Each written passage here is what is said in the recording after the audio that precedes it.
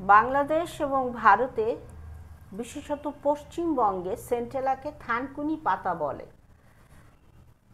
সেন্ট্রেলা asiatica হলো একটি গুল্ম জাতীয় বহু বর্ষজীবী উদ্ভিদ যা সপুষ্পক উদ্ভিদ পরিবার এপিএসি অন্তর্গত।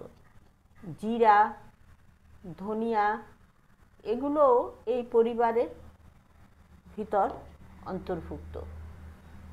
এটা আমরা সাধারণত রন্ধন সম্পর্কীয় সবজি হিসেবে খাওয়া হয় এবং ঐতিহ্যগতভাবে ওষুধেও ব্যবহার করা হয়।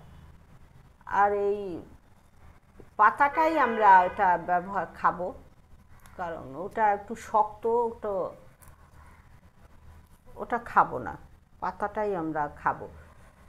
সাধারণত চাটনি হিসাবে, যেমন আমি আজকে একটা চাটনি তৈরি করব, সেই চাটনি এই পাতা দিয়েই আমি এটা তৈরি করব, কারণ এর অনেক ঐতিহ্যগতভাবে এর অনেক ঔষধি গুণ আছে। আধুনিক মিষ্টি পেনিওয়ার্ড পানীয় ভেষজ চায়ে সেন্ট্রেলা পাতা ব্যবহার করা হয়। এতে আছে প্রচুর ভিটামিন সি, তাই রোগ প্রতিরোধ ক্ষমতা বাড়ায়, মুখে ব্রণ দূর করে, মুখে ঘা ও অন্যান্য ক্ষতে উপকারী, সর্দির জন্য উপকারী, পেটের অসুখে থানকুনির ব্যবহার আছে, আমাশয়ে ভালো কাজ করে, সাময়িকভাবে কাশি কমাতে সাহায্য করে, গলা ব্যথার জন্য এটি বেশ উপকারী। থানকুনি পাতাতে আছে অ্যান্টি ব্যাকটেরিয়াল উপাদান, amino acid, beta carotene, fatty acid, phytochemical, যা কিনা ত্বককে কোমল করে। এটি বয়সের ছাপ ফেলতে দেয় না, তেমনি ত্বককে রাখে উজ্জ্বল। অ্যাংজাইটি এবং মানসিক অবসাদে এর প্রকোপ কমায়।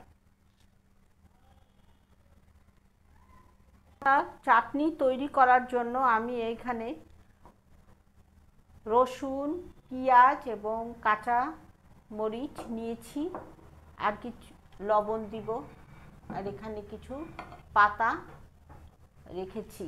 এটা আমি ব্লেন্ডারে নিয়ে এটা ব্লেন্ড করে বানাবো।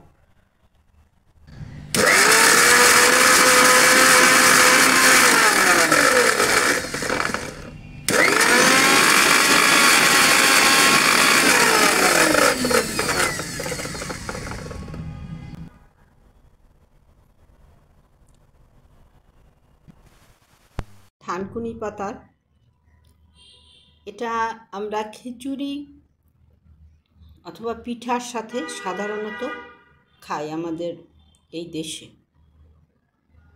বাংলাদেশে।